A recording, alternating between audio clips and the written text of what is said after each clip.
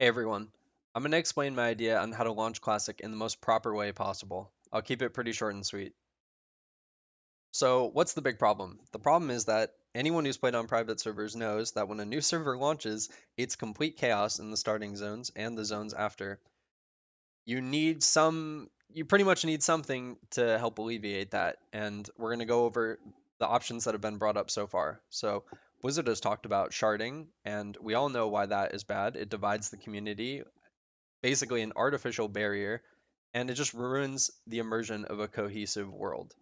What about dynamic respawns? I was originally for this, but after thinking about it more, there are so many strategies that can be abused, and you can level in groups and kind of like skip questing, and world generates more resources. It's just bad. It's not a good option. Then at this point, you start running out of ideas, and like it sounds bad, but what about a staggered release? What if a certain amount of people can play on this day, and then the next day more people can play and more people, because that's how it was, right? When we all played World of Warcraft, we didn't all just pop in at once, right? We all kind of, heard about it from our friends. But yeah, this is not exactly the most fair thing in the world, especially on a new game release. It's just not a good option. So, and what about no action? Meaning take it, just release that with its population cap, and people are just going to surround a bunch of wolves, and the starting areas will pretty much be what you can imagine, especially on servers where all the streamers are going. It would be pretty ugly. So in a sense, none of these ideas really encompass what the community would want. They all have an unintended side effects. So what can we do? Okay, this is simple.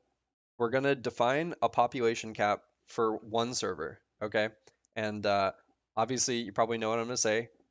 Let's just choose a number. Okay, so back in the day it was 2500. Let's let's just use that number for now, okay? I know some people want it higher, some people want it lower. Let's just think 2500 on a realm just for this presentation. So imagine we did have 2500 players connecting all at the same time. Assuming the servers could even handle that amount of people at once, it would be complete chaos. This screenshot doesn't even come close to how bad it would be.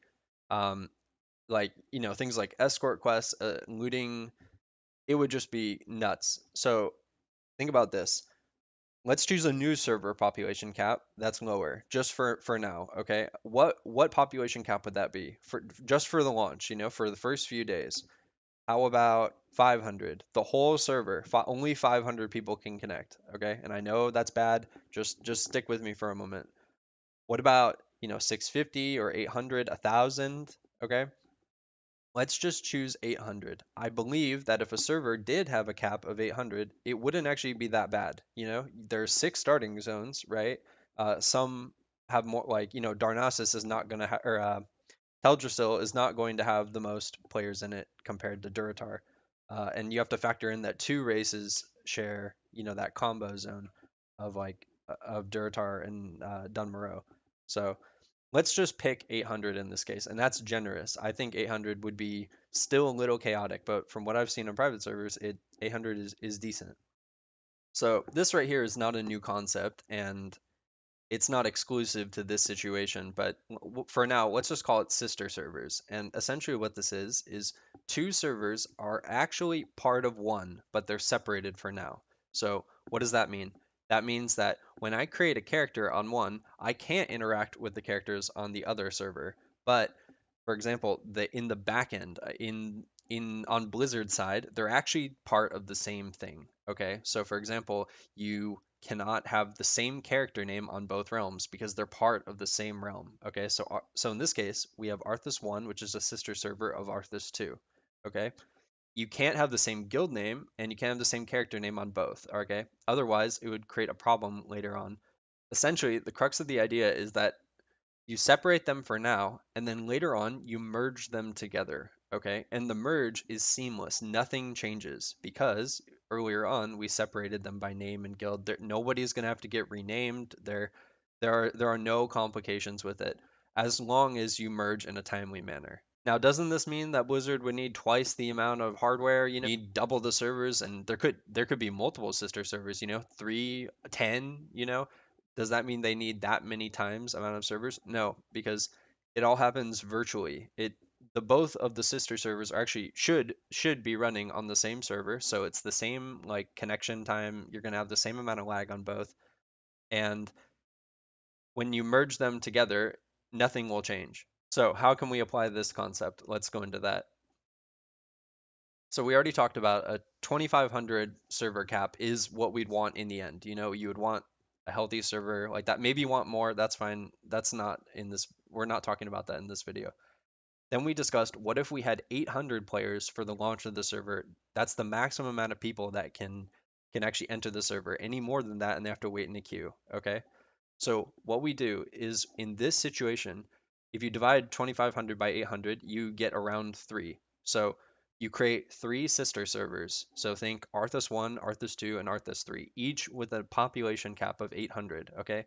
It's the same collective population of 2500. We're not launching, you know, it's the same thing, okay? And you can choose which sister server you want to go and start make a character on. Until they're merged, you can't interact with the other characters on the other sister servers. So where does this idea kind of end up on the spectrum of, you know, like good and bad? In my opinion, it lands right between like it has a little bit of sharding to it. You know, everyone's kind of separated, but it's a lot better. You get to choose which server you're on. You if you want, you could wait in the queue to get on Arthas 1, which has the most players trying to connect to it, or you can play on Arthas 3 or something and you will eventually will be merged into Arthas 1, okay? And it kind of has a little bit of that no action feel, right? I mean, you still have the same population cap. You're not phasing people between like change like as gameplay is happening. You're not changing anything. Um, there's no, I mean, dynamic respawns would have a circle way off to the side, right? Because you're not changing core game elements. Nothing is respawning faster. There's no more resources. People are still racing to 60 and you're still eventually on the same server. But the experience is just a lot better since there's not as many people. In my opinion, it really is a laissez-faire approach, right? Because you're not being restrictive at all. It's the exact same thing. It may seem like 800 population cap, that'd be way too low, you know, but there's 3 of them, so you can pick whatever you want. Look, at the end of the day, if you're still not satisfied with this answer, look at the alternatives, you know? I could go back to them.